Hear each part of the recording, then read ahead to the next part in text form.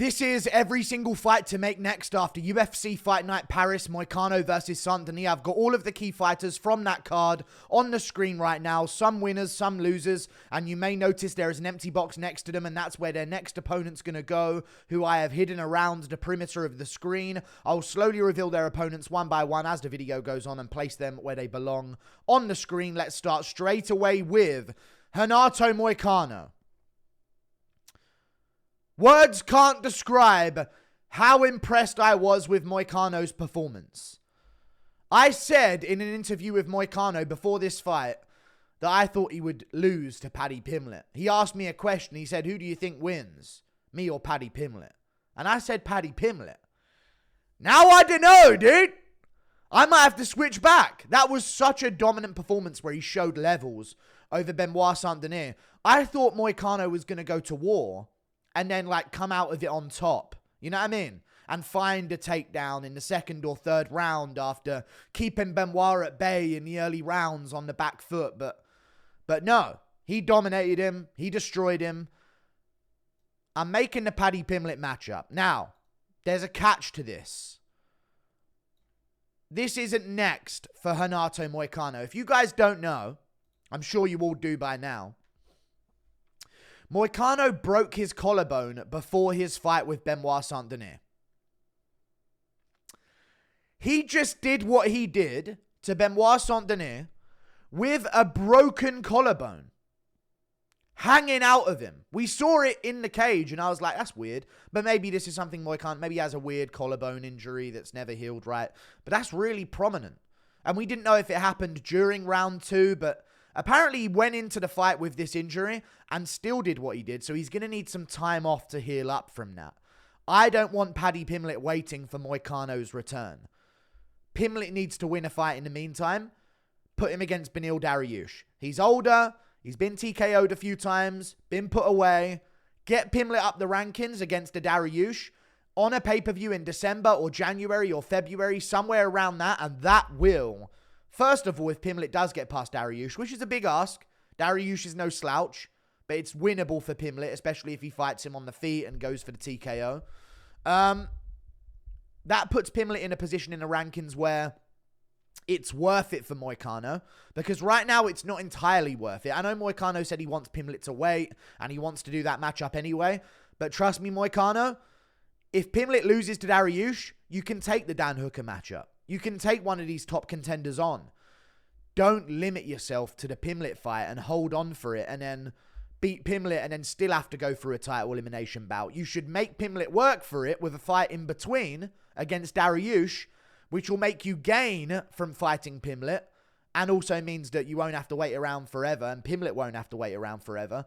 But then if Pimblett does lose in December, January, you'll be healed up anyway. And then you can start looking towards the Dan Hookers of the division that are actually going to get you into the top 5 where you need to be. Then, if Pimblett does beat Dariush and you do make the matchup between Pimblett and Moicano, it better syncs up for next year to make this the Ultimate Fighter. Coach Moicano and Coach Paddy Pimblett on the Ultimate Fighter, whatever season it's going to be. I lost count because who's cared about the last few seasons at all? No one.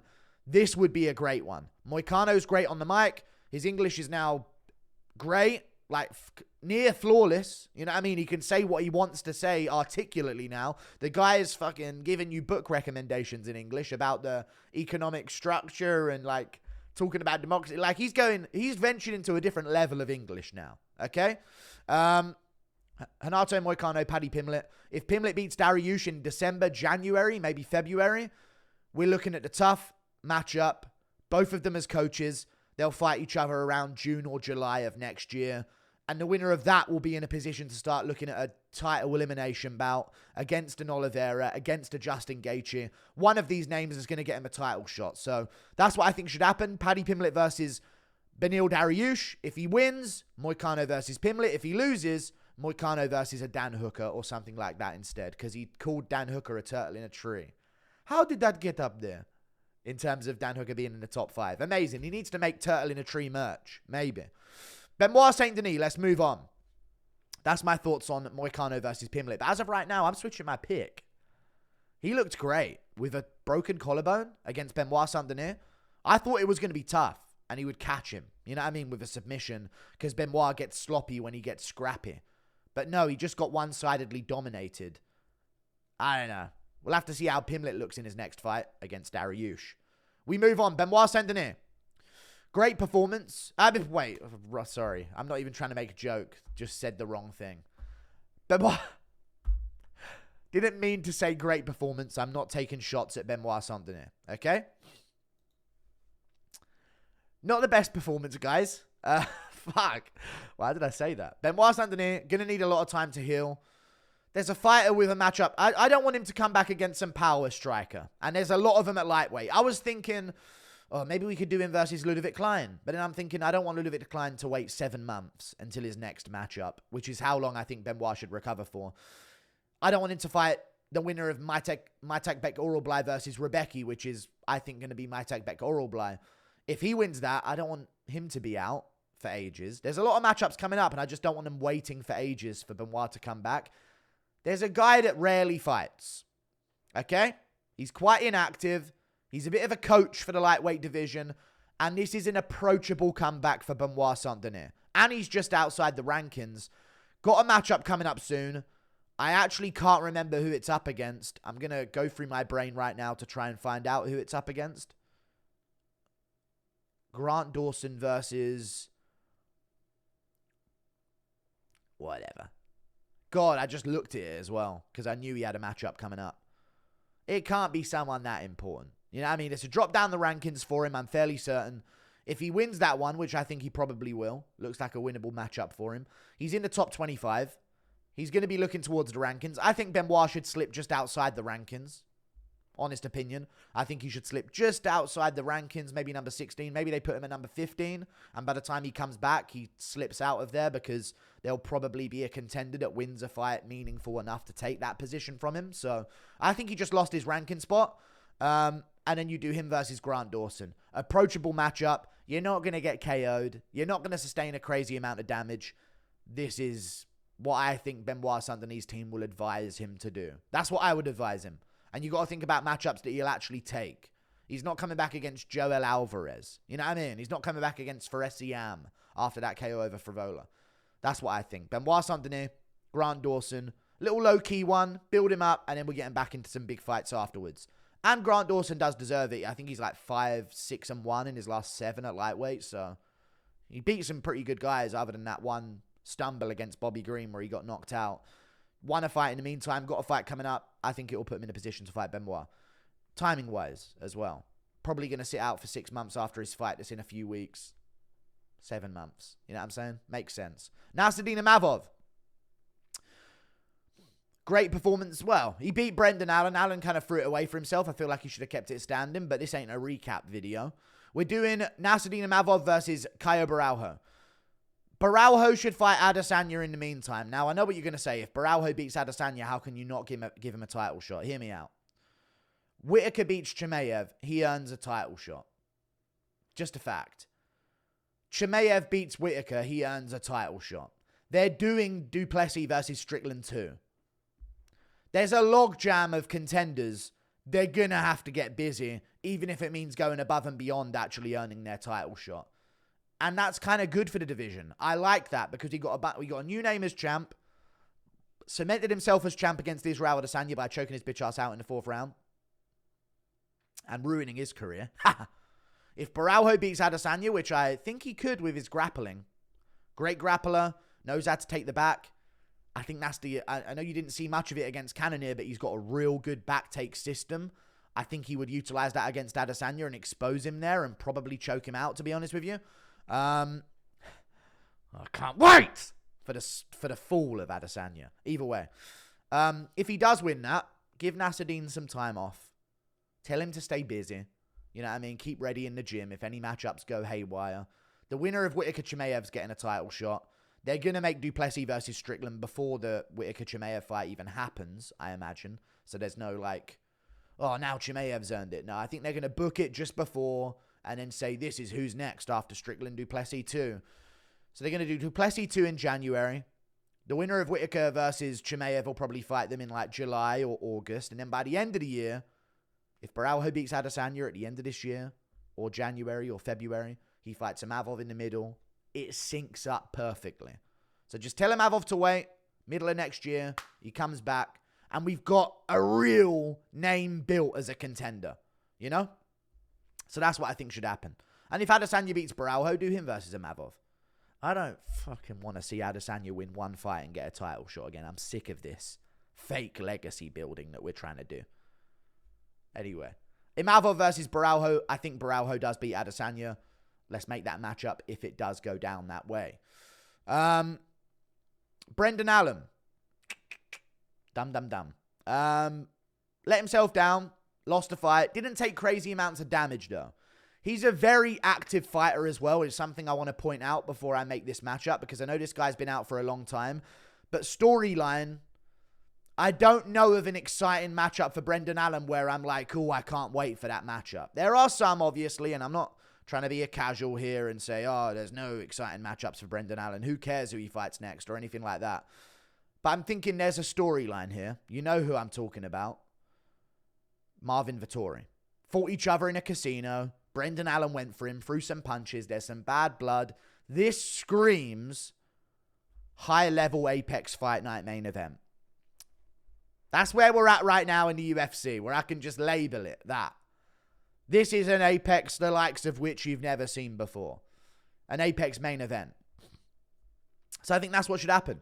Brendan Allen, Marvin Vettori, January, February, Apex Fight Night main event. Probably one of the first Apex Fight Nights back next year. Is probably what they're going to do. I like the matchup because Brendan Allen's going to slip down the rankings a bit. He's already not too high up the rankings. Marvin had shoulder surgery in July. He'll probably be looking to come back early next year. Book a fight by November, December. I think Brendan Allen's got a sour taste in his mouth after that performance. Probably going to want to get back in there and get his pay. Brendan Allen versus Marvin Vettori. That would make some sense. That would have some hype. If you want to utilize the bad blood that they have with each other, put it on a main card of some pay-per-view early next year instead. January, February, not a lot of fighters want to fight around that time. And this is like a, it's not the most high-ranked of matchups at this point, since they've both been, Allen just lost. He didn't even climb that high in the first place. Marvin Vettori's been losing recently. Put it on a pay-per-view main card. Put it at a press conference. They will go back and forth at each other because of the bad blood that they have. Brendan Allen, Marvin Vettori, make it happen. Joanderson Brito, big win against William Gomez. He's the guy I have interest with after, coming out of that matchup with Gomez. I couldn't care less about Gomez, so I want to match up him with Sadiq Yusuff. He's coming off a loss just outside the rankings in the featherweight division. I think that's what it needs to come down. That's the matchup that needs to go down. Sadiq Yusuff lost to Diego Lopez recently, fell out of the rankings. I don't know if he was in the rankings before that. I think he was just outside the rankings before that anyway. He's been losing a bit recently. Chinny problem. A little bit of a chin problem that he has. But he's got this job as a voice actor right here.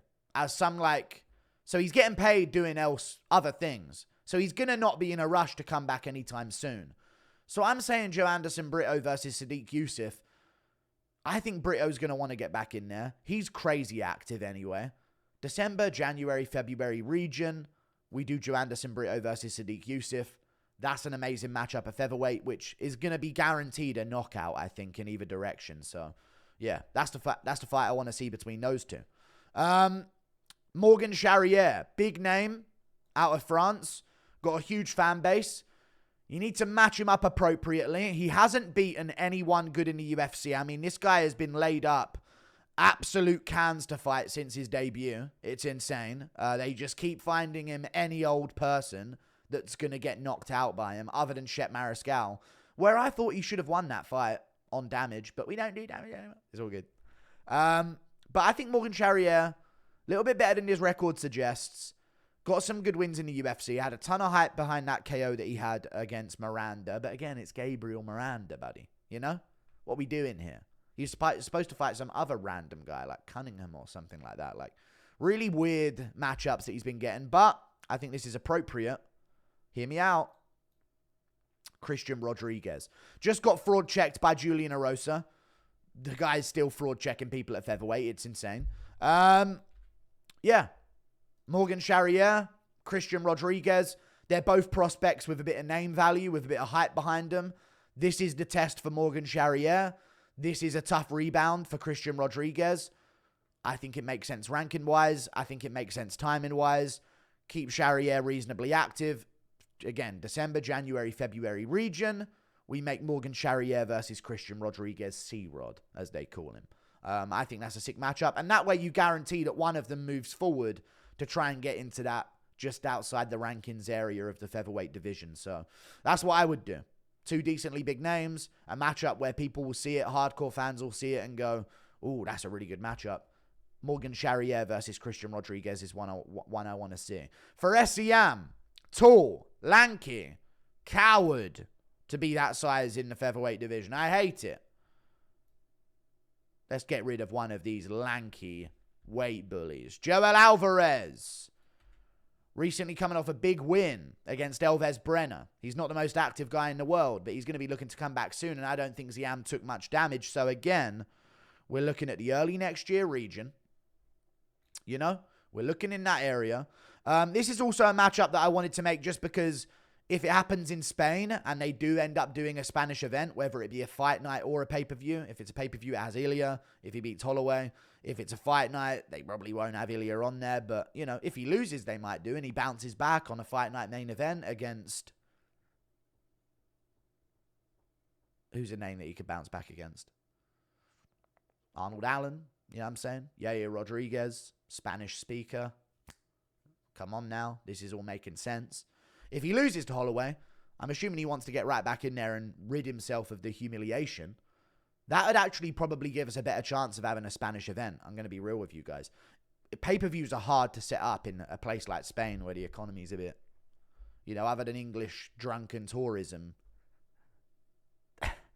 The economy's shit, okay? That's literally it. They rely on hooligans going to their country and partying and drinking beer. Like, that is just basically it, other than their sporting. So I think they should do a fight night there instead if Ilya loses. And that would give an opportunity for Ferreira, who's recently gained a bit of a French fan base for himself with that nasty KO over Matt Frivola. It's travelable to a French population. You know what I'm saying? For SEM in Spain, easy journey for him. Easy for Joel Alvarez as well. That's probably what I would do. Plus, they're both lanky, and I just would like to see one of them fail. I hate these guys. 6'2", 6'3" in the lightweight division, featherweight division. Pathetic. Lightweight division. Pathetic. Get rid of one of them, okay? And that would be a really fun fight to watch as well, stylistically, I think. Because then we find out, are you actually good or are you bullying 5'8" midgets? You know what I mean? So that's a good one. Then we got Ion Cutelaba. Now, I know he's back. I know he's hit his flow state. I know the title run is here. But there was another light heavyweight that got a good win on the card over Dao and Jung, and his name was Umar Sai. And the only reason I want to make this is they're in a similar position in the rankings. Both coming off wins. Both not done enough for a ranked opponent. I mean, at all. Like, they need probably a win after this one against like a Manyfield or one of these guys that's just recently slipped out of the rankings type opponent. So I reckon Cutelaba versus Umar Sai should be the matchup.